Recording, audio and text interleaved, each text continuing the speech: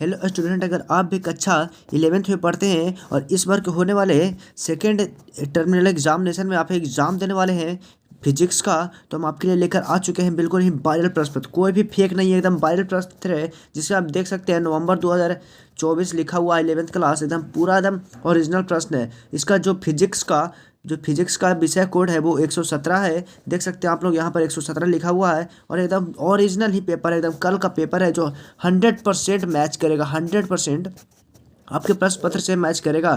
तो चलिए हम लोग नीचे चलते हैं। नीचे चलने से पहले आप सबको बता दें, इस एग्ज़ाम को देने के लिए आपको 1 घंटा 30 मिनट का समय दिया जाएगा। चलिए नीचे चलते हैं।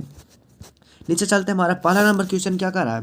पहला नंबर क्वेश्चन हमारा कह रहा है कि समीकरण y बराबर A sine into omega T plus K x में ओमेगा की बीमा होगी, तो इसका क्या हो जाएगा आंसर। पहला का आंसर हमारा हो जाएगा ए नंबर, ऑप्शन सही हो जाएगा। Am naught L not T minus one, यानी ए नंबर ऑप्शन नंबर बिल्कुल करेक्ट हो जाएगा। चलिए अगले नंबर प्रश्न क्यों चलता है। अगला नंबर प्रश्न हमारा क्या कर रहा है। अगला नंबर प्रश्न हमारा कह निम्नलिखित में किस भौतिक राशि युग्म की बीमाएं समान है, तो क्या हो जाएगा। इसका सही आंसर हो जाएगा दाब इकाई क्षेत्रफल की ऊर्जा, यानी चलिए ये नंबर ऑप्शन सही हो जाएगा। चलिए अगले नंबर प्रश्न क्यों चलते हैं। अगला नंबर प्रश्न हमारा क्या कर रहा है।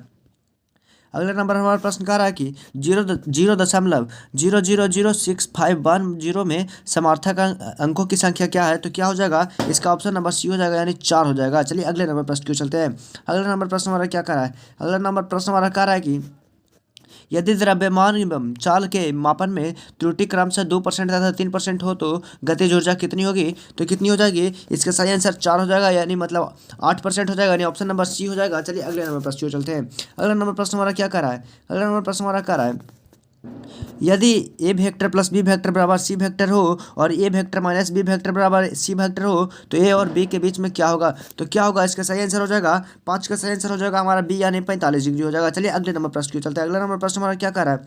अगला नंबर प्रश्न हमारा कह रहा है जो कि 6 नंबर है, जो कि कह रहा है गुरुत्व के अधीन मुक्ति रूप से गिरती हुई वस्तु का एक समान होता है, तो इसका सही आंसर हो जाएगा। इसका सही आंसर होगा त्वरण, यानी ऑप्शन नंबर बी एकदम करेक्ट हो जाएगा। चलिए अगले नंबर प्रश्न क्यों चलते हैं। अगला नंबर प्रश्न हमारा क्या कर रहा है। अगला नंबर प्रश्न हमारा क्या रहा है। यदि समरूप त्वरण से सरल रेखीय गति वाले ऊर्जा के बिंदु को v1 प्लस v2 बिंदु अवेग होगा, तो इसका सही आंसर हो जाएगा 7 का सही आंसर हो जाएगा सी, यानी √v² प्लस v²/2, यानी ऑप्शन नंबर सी एकदम बिल्कुल करेक्ट हो जाएगा। चलिए अगला नंबर प्रश्न क्यों चलते हैं। अगला नंबर प्रश्न हमारा क्या कर रहा है। 8वां नंबर प्रश्न है, जो कि कह रहा है वेग समय ग्राफ और समय अक्ष के बीच का क्षेत्रफल क्या होगा, तो क्या होगा।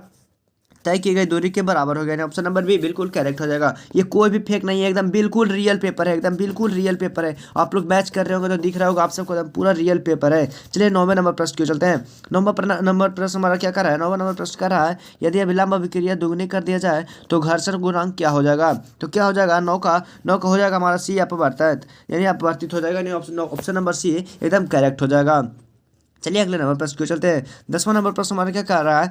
प्रक्षेपण गति में क्षैतिज पारस तथा ऊर्ध्वाधर पारस के बराबर होते हैं जब प्रक्षेपण कितना डिग्री पर होगा, तो यानी 10 का ऑप्शन नंबर डी हो जाएगा, जो हमारा करेक्ट आंसर हो जाएगा। चलिए अगले नंबर प्रश्न क्यों चलते हैं। अगला नंबर प्रश्न हमारा क्या कर रहा है। 11 नंबर प्रश्न है, जो कह रहा है वेग एवं त्वरण की दिशा एक दूसरे के लंबवत होती है, क्या होती है।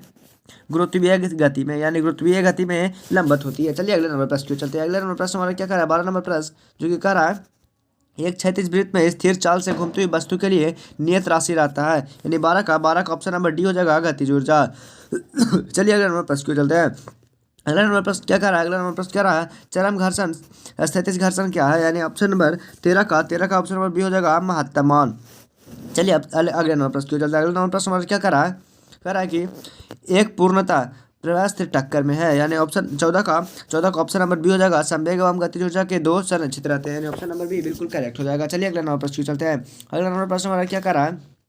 कह रहा है कि 1 मीटर त्रिज्या एक पहिए प्रति मिनट 30 चक्कर लगाता है, तो पहिए का कोण क्या होगा, यानी 15 के नंबर ऑप्शन सही हो जाएगा, जो कह रहा है पाई रेडियन S-1 हो जाएगा। चलिए अगले नंबर प्रश्न क्यों चलते हैं। अगला नंबर प्रश्न हमारा क्या कर रहा है। कह रहा है कि यदि किसी निकाय क्रियाशील बल पर घूर्णन शून्य हो तो निम्नलिखित में कौन होगा, तो कौन होगा। 16 का ऑप्शन नंबर बी हो जाएगा कोणीय संवेग हो जाएगा। चलिए अगले नंबर प्रश्न क्यों चलते हैं। अगला नंबर प्रश्न हमारा क्या कर रहा है।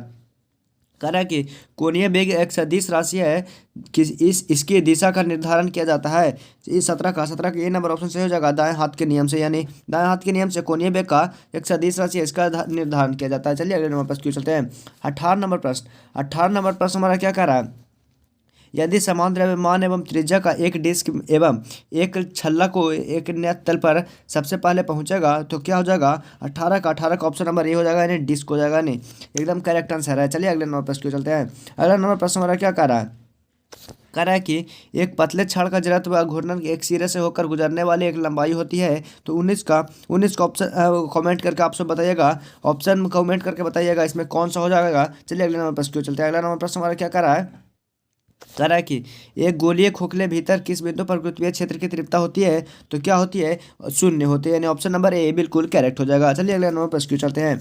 21 नंबर प्रश्न हमारा क्या कर रहा है, 21 नंबर प्रश्न कह रहा है गुरुत्वाकर्षण बल किस प्रकार का बल है, तो किस प्रकार का बल है, असंपर्क बल है, यानी ऑप्शन नंबर बी बिल्कुल करेक्ट हो जाएगा। चलिए अगले नंबर प्रश्न को चलते हैं।